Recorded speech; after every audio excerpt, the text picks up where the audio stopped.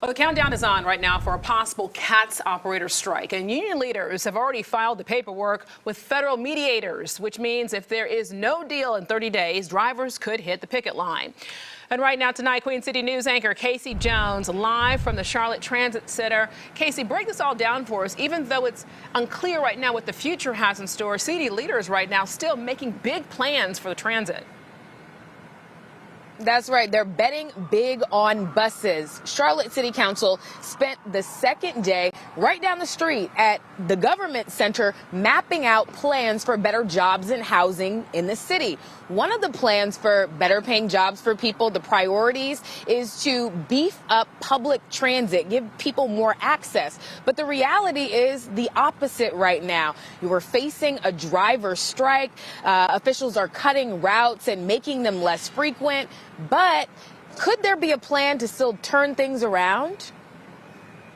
Public transit. The buses, the transportation system. On day 2 of Charlotte's Housing and Jobs Summit, if you had a penny for every time leaders used the words public transportation, it would add up. Probably up to almost a dime now, if not a quarter, because it's very important. It's an important issue. The reality is, though, what real legal authority do we have? Charlotte Area Transit System is managed by a third-party for-profit international company handling all bus operators under the SMART union.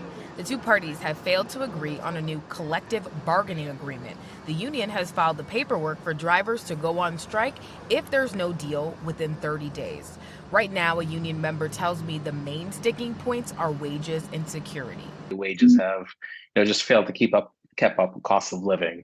So we see many cases like we see in Charlotte where new operators are only getting paid $19 an hour and folks are considering other careers. Chris Van Eyken, program manager at Transit Center based in New York City, researches public transportation nationwide, forming recommendations for sustainability. It's not just from raising their wages. Some are making efforts to make sure bus drivers feel safer on the bus.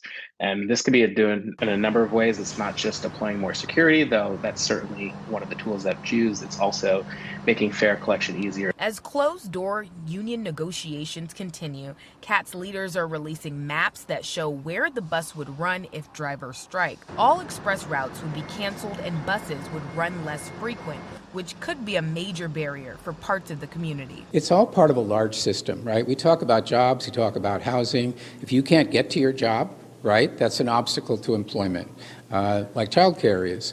So we can't consider these things in isolation. We have to come up with solutions that are inclusive.